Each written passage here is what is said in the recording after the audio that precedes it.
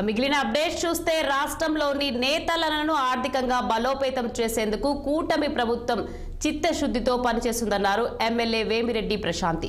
ఇందుకోసం ఇప్పటికే చేనేత సహకార సొసైటీలు రాష్ట్ర వ్యాప్తంగా 45 ఏర్పాట్లు కాగా కొవ్వూరులో 3 సొసైటీలు ఏర్పాటు చేసినట్టు తెలిపారు.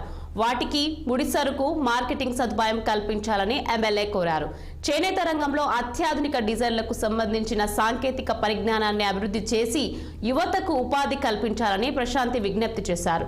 చేనేత రంగాన్ని బలోపేతం చేసే దిశగా చర్యలు తీసుకోవాలని ఏపీ శాసనసభలో ఎమ్మెల్యే ప్రశాంతి ప్రస్తావించారు. గతంలో సంగీత స్వరాలుగా వినిపించే మగ్గాల చప్పులు వైసీపీ నిర్వాకంతో మూగబోయాయని ఆరోపించారు. కూటమి ప్రభుత్వం అధికారంలోకి వచ్చాక మళ్లీ నేతనల ఆశలు చిగురిస్తున్నాయని తెలిపారు. ప్రపంచవ్యాప్తంగా ప్రసిద్ధిగాంచిన పాటూరు జరీ చీరలు తయారు చేసే కోవూరు నియోజకవర్గం నుంచి ఎమ్మెల్యేగా అవ్వడం భగవంతుడి సంకల్పం అనుకుంటున్నాను అధ్యక్ష. అదేవిధంగా ఇదివరకు చేనేత కార్మికులు ఇళ్లలో మనం అడుగు పెడితే సంగీత స్వరాలు వినిపించేవి. మగ్గం ద్వారా వాళ్ళ సంగీత స్వరాలు వినిపించేవి అధ్యక్ష.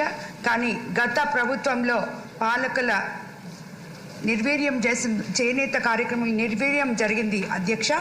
అదేవిధంగా మన ఎన్డీఏ ప్రభుత్వం అధికారంలోకి వచ్చినాక ముఖ్యమంత్రి చంద్రబాబు నాయుడు గారు ఎన్నో సంక్షేమాలు తీసుకురాబోతున్నారని చెప్పి మనందరికీ తెలుసు అధ్యక్ష.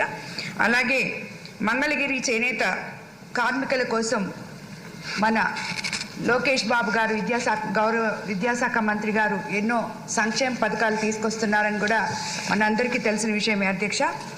కోవూరు నియోజకవర్గ పరిధిలో ఈ చేనేత వృత్తిదారులు పద్మశాలి, దేవాంగ, కైకాల, తొగట ఇలా 9 వర్గాల వారు వారి వృత్తిని బట్టి ఉప కులాలుగా నేటికి వృత్తి మీద ఆధారపడి 40,000 మంది జనాభా జీవిస్తున్నారు అధ్యక్ష. ప్రపంచవ్యాప్తంగా ప్రసిద్ధిగాంచిన పాటూరు జరీ చీరల